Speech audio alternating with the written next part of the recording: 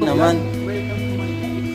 Gusto ko lang sabihin na nagpapasalamat ako kay Ian dahil po sa mabait na waiter, dedicated.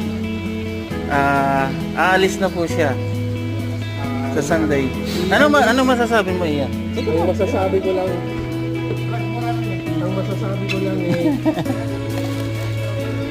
maraming salamat sa iyo, Sir Virgil.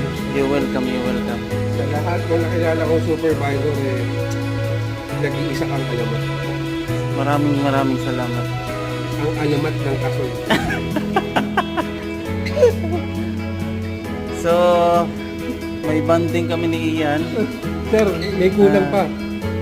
Meron pa, ilang araw. Sa Sunday pa naman ako. Magpainom ka sa inyo. Ha? Magpainom ka sa inyo. Wala namang problema tayo. Siya naman pinapainom mo. Ano mo? Yeah.